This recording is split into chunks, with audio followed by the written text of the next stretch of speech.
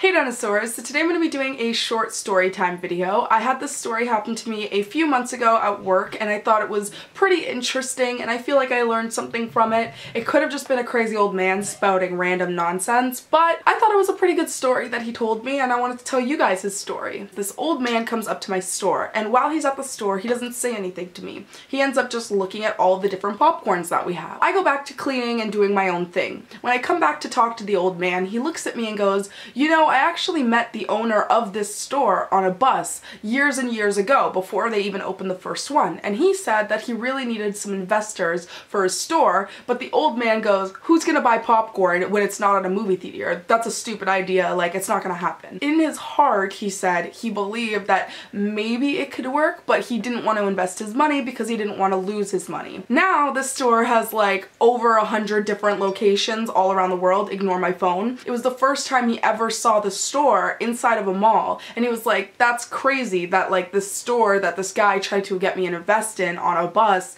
like 20 years ago is first time seeing the popcorn store in a mall." And he was like, "That's incredible, that's crazy, I wish I would have invested back then because then he would have been really rich now." And I just think it was really interesting that he said that, you know, that he met the owner on a bus and that he had a gut feeling that maybe it could work, but he just immediately tossed it out like, "Who's gonna buy popcorn not at a movie theater?" And that's kind of interesting because I feel like a lot of the times when you get a really cool opportunity, you think, "Oh, I'm not going to be able to do that, so I might as well not even try." But it's like if you just gave it a shot and you had a little bit extra money to invest, you would have ended up making a lot more. If you would have just given it a shot and tried, I don't know, swinging on a rope over like water and jumping in the water, but you think that you can't hold yourself up on the rope and you think you're going to hurt yourself, but then like you finally give it a shot and use that rope swing and go into the water and you have like this amazing adrenaline rush because you finally did something that you thought you never could do. You know, once you finally accomplish something that you were always so scared of doing that you thought you couldn't do, or when you finally put yourself on a limb and think maybe it could work, you end up getting a lot of really great rewards from it. And I don't know, just hearing that story about an old man who met the owner of my store on a bus and he was asking him for money to invest in the store and that man just shot him down like, "That's not gonna be a real thing." If he took that and said like, "Yeah, it's true, there's no way that anyone's gonna buy popcorn if it's not at a theater," like he would have just gave up on his dream. But he didn't give up on his dream. He ended up accomplishing way more than someone who said, "Oh, you can't do it, you can't do it."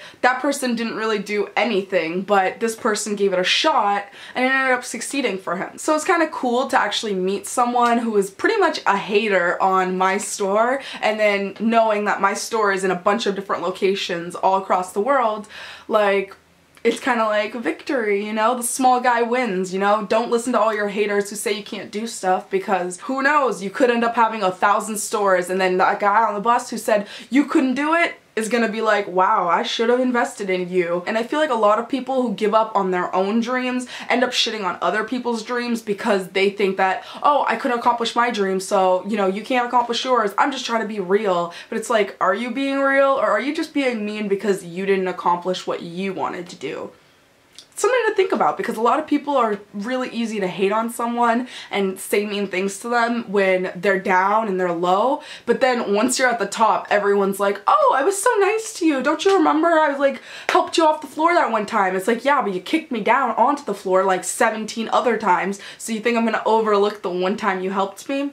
I don't know. And I just try and remember that story of the old man on the bus every time someone's mean to you and like hates on you and says you can't do your dreams. Just think of them as the old man on the bus who's saying, "No, popcorn's stupid, no one's ever gonna buy popcorn." And then that guy ended up making a corporation that has a bunch of different stores all across Canada that sell popcorn. You can do it as long as you believe in yourself and you don't let the people on the bus bring you down. That's pretty much the story. It's pretty short, but I just thought it was interesting to think about, you know, you are the person who's sitting on the bus asking for investors and, you know, one day your dream could come true, but it'll only come true if you don't stop asking for investors and if you believe in yourself. Like, it won't come true if you just say, "Hey, I really need $10 for my new company," and then someone goes, "That's stupid," and you go, "Oh yeah, that is stupid," and then you just stop and you go back to working a 9-to-5 job and you live your life, and then someone else comes up with that idea that you came up with and they end up making a bunch of money and you feel dumb for not continuing your dream. I hope you liked this video. video. If you did, be sure to like this video,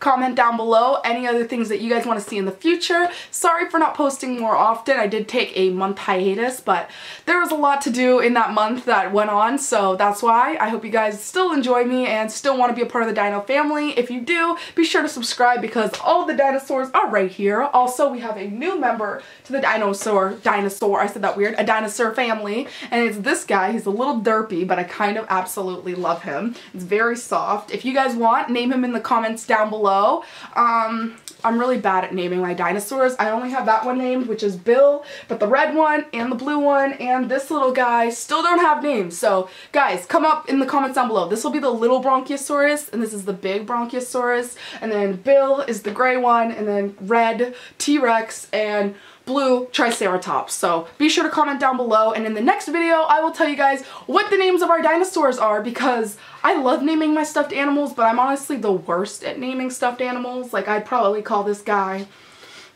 he has a derpy face, probably call him Paul. Bill and Paul, like, I don't know. Is that weird? I don't know. And this guy would be like Rupert. He looks like a little Rupert. I don't know. But that's just me. So be sure to comment down below what you guys want to name these dinosaurs, and have a great day, guys. I hope you guys do great stuff with your life, and this outro is getting too long. Bye, dinosaurs. Rawr! He wouldn't be as successful as he is. Successful. Down below, and I will poop